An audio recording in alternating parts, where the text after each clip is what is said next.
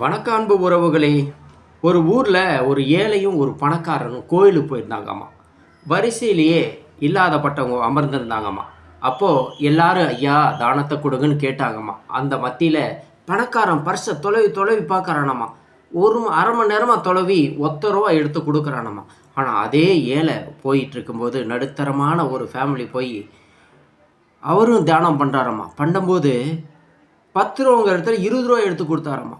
அதாவது இல்லாதப்பட்டவன் எவ்வளோ வேணாலும் எடுத்து கொடுப்பாங்க. ஆனால் இருக்கிறவங்க பொக்கிஷமாக சேஃப்டி பண்ணுறதா செய்வாங்க.